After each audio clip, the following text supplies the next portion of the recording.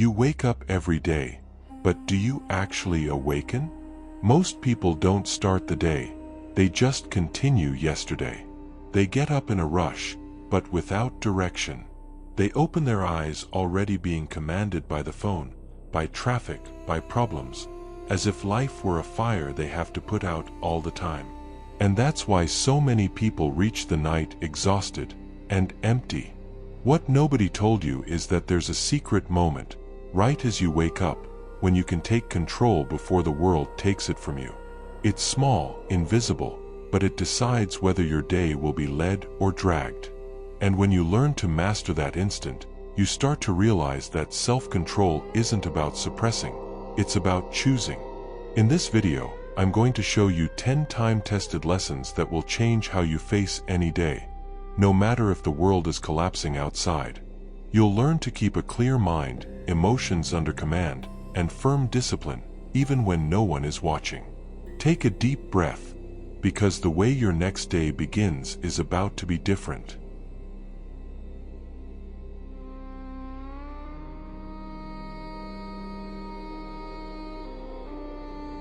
One, conscious awakening. Most people think waking up is just opening your eyes and getting out of bed. But that's only the mechanical part of the process. What many don't notice is a tiny, almost imperceptible moment between sleep and action, and that's where the real power lives. It's as if you had the remote control of your day in your hands before any notification, demand, or problem shows up. Only, if you don't choose consciously, the world chooses for you, and not always kindly. Imagine a director arriving late to set. The cast has already improvised, the crew has changed the script, and he walks in only to try to save it. That's the picture of someone who wakes on autopilot.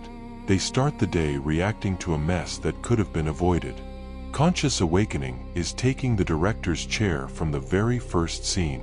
It's opening your eyes and defining, "Today I lead."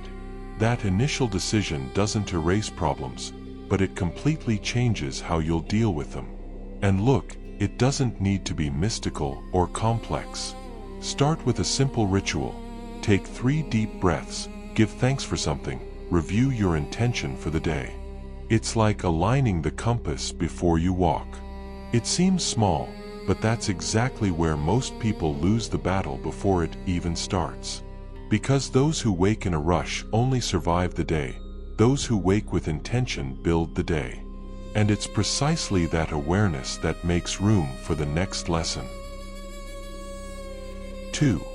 Command your mind. The mind is like that neighbor who shows up unannounced, walks right in talking, touches everything, and you're not even sure you wanted him there. It produces thoughts non-stop, some useful, others completely random, and the most common mistake is believing everything that crosses your mind has value. A thought isn't a sentence.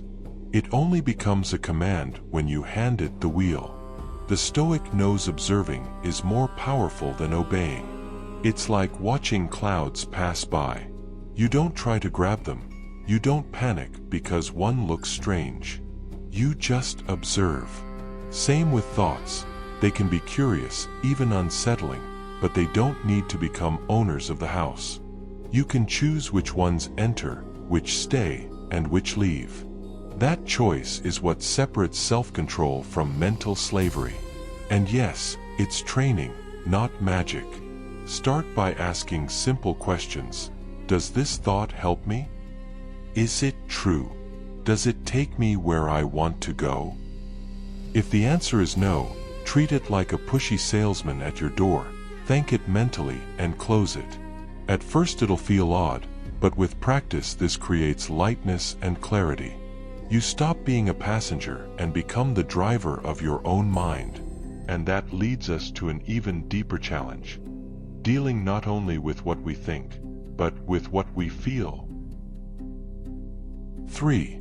Emotion is an invitation, not a sentence. A lot of people confuse feeling with obeying. Anger shows up and boom, out comes the sharp reply. Fear hits and the person backs away without thinking.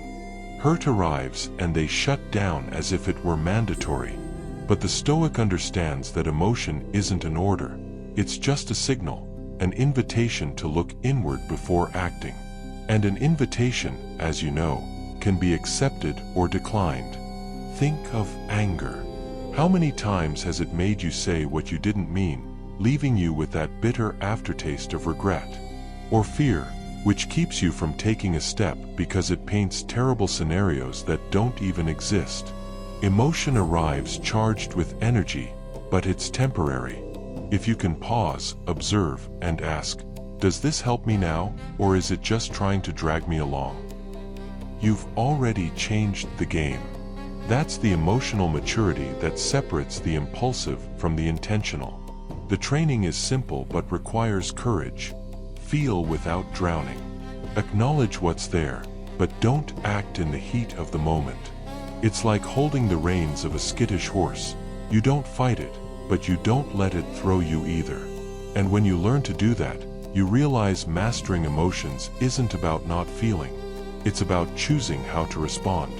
And that choice becomes even stronger when the thing many avoid steps in: discipline.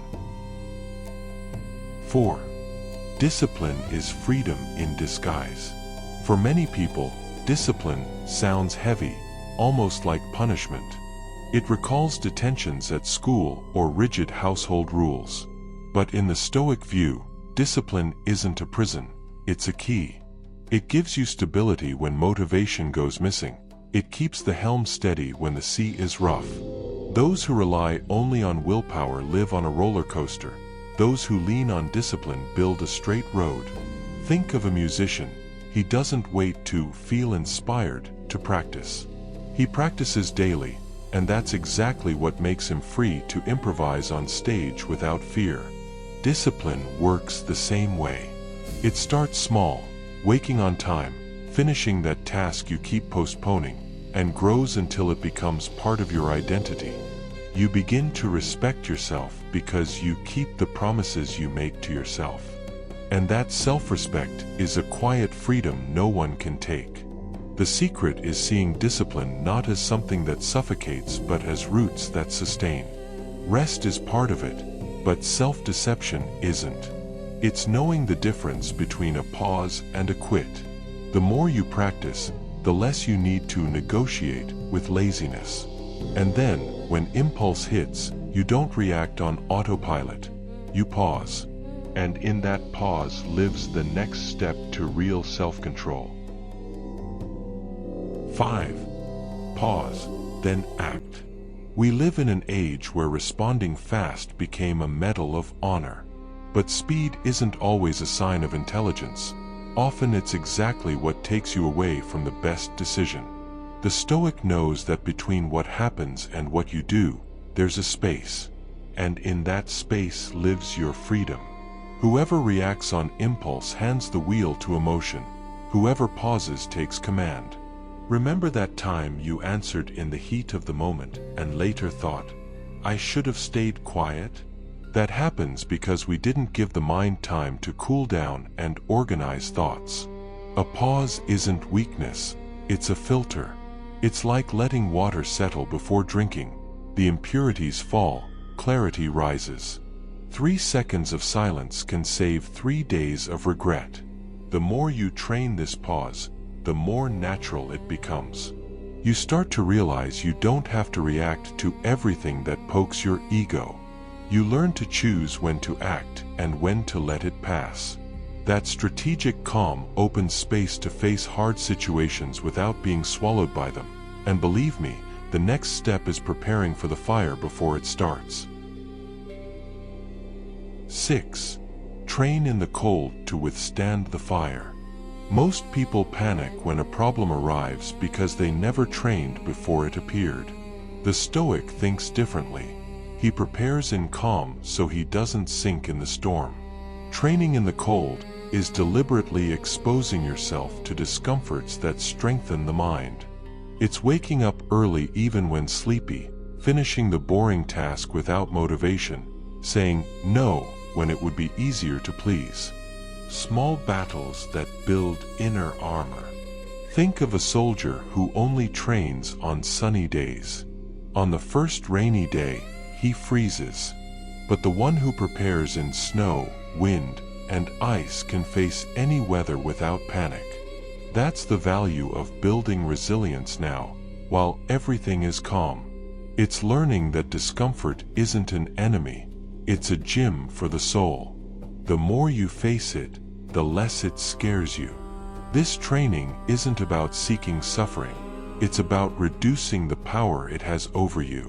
When the crisis comes, you recognize it. You've already been near it in smaller versions. That brings confidence. And with confidence, you stop chasing everything that glitters and start filtering what really matters. And that brings us to one of the most liberating lessons. 7. Desire less, resist more. We live in a culture that screams, want more, chase more, achieve more. The Stoic looks at that and thinks, the less you need, the freer you are. Unbridled desire is like a leaky bucket. No matter how much you fill it, it will always feel like something's missing. Wanting less isn't living dim. It's cutting excess so you have energy for what truly matters. Too much desire makes us vulnerable. You begin to depend on things, recognition, approval, and when you don't get them, you lose your peace. Resistance is the other side of that coin. It's saying no to buying just because you're sad, avoiding a reply just to have the last word, not surrendering to instant pleasure that delays your plans. Each act of resistance is a quiet victory. Over time, this practice creates space for the essential: mental peace, autonomy, and clarity. You realize you don't have to chase everything to feel complete.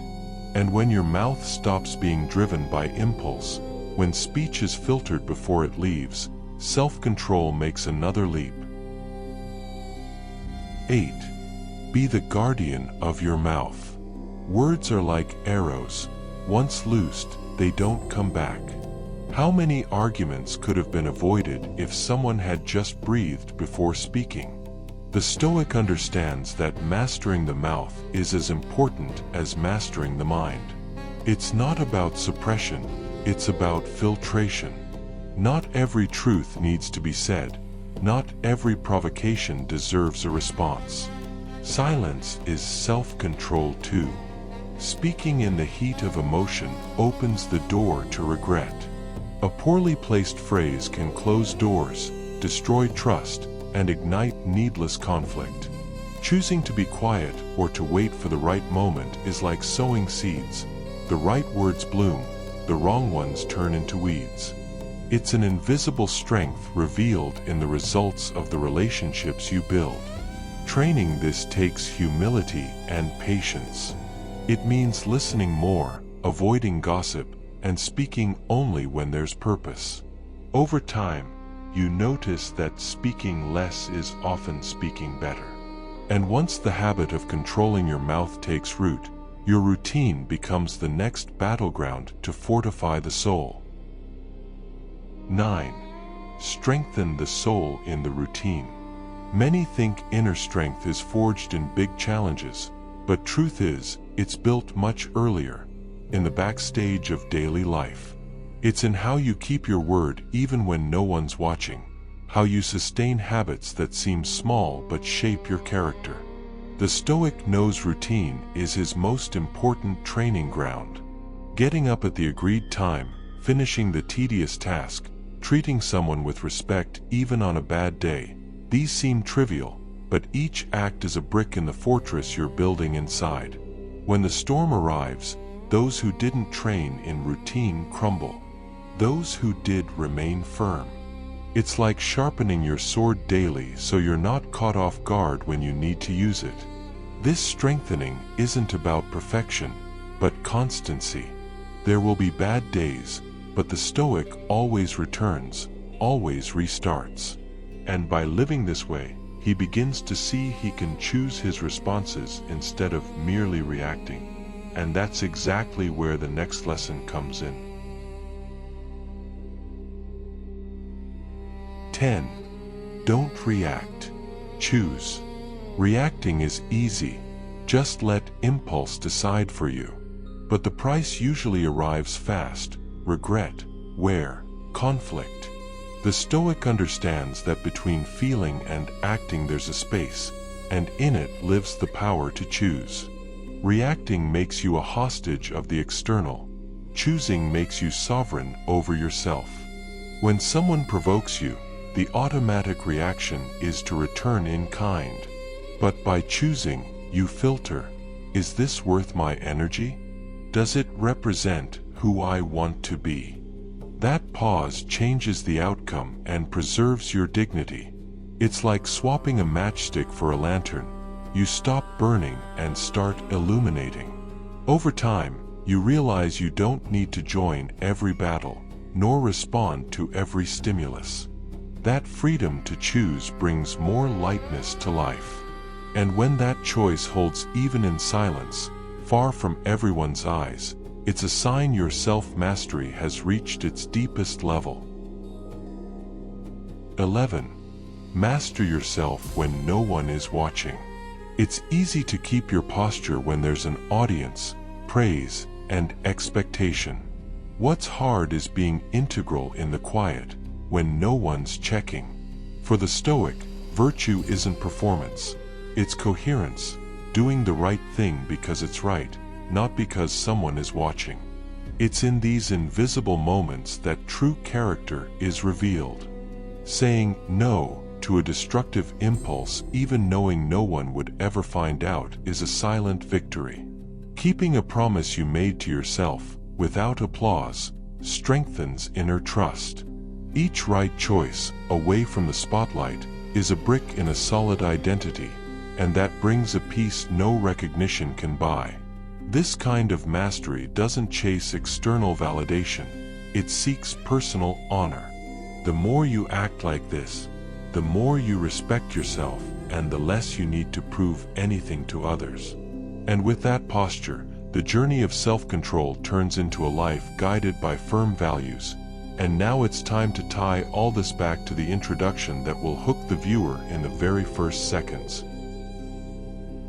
Now that you know how to start the day with strength, clarity, and direction, the question is, will you apply it, or leave it for when I can? Because the world won't get calmer, traffic won't vanish, and people won't stop testing you. What can change is how you position yourself in front of it. And that decision is in your hands today. Which of these lessons will you put into practice tomorrow morning? Will you pause before reacting? Reduce desires? Train in the cold? Choose one and commit. Because knowledge without action is like a map locked in a drawer. It takes you nowhere. And you didn't come this far to go back to living on autopilot. Write in the comments what your first application will be and why. And if this content made sense to you, subscribe to the channel and turn on notifications. Here you'll keep learning to strengthen your mind and live with more clarity every day.